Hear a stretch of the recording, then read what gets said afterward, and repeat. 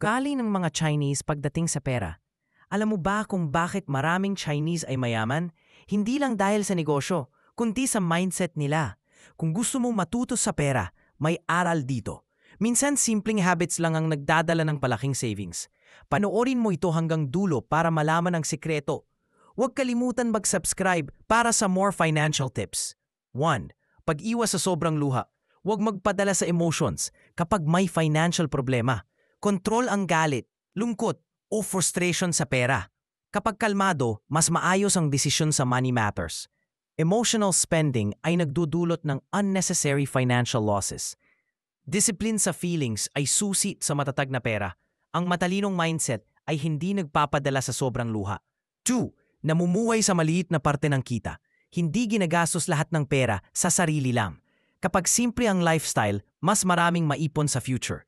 Living within means ay nagpapalakas ng financial foundation. Konting sacrifice ngayon ay nagbubunga ng security sa future. Hindi kailangan maging lavish para maging financially stable ka.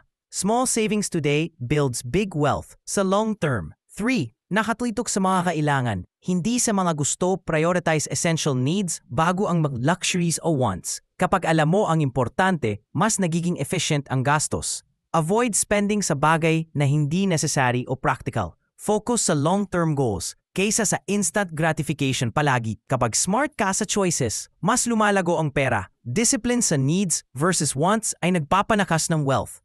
4. Manatili sa bahay at kumain sa bahay. Huwag laging gumastos sa restaurants o delivery meals.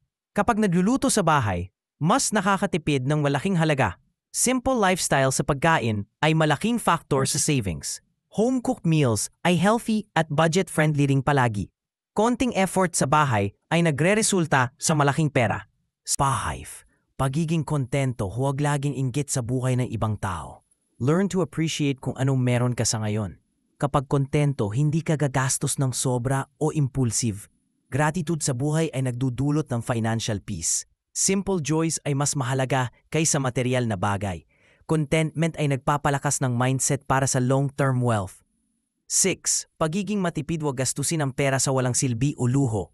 Kapag matipid ka, mas marami ang naiipon at nai-invest. Budgeting at financial planning ay nagiging second nature mo. Small savings habits ay nagre-resulta sa malaking financial growth.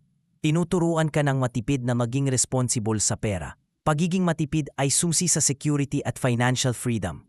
Ugali ng Chinese sa pera ay disciplined at matipid. Kapag sinunod mo ang mindset nila, mas lalago ang finances.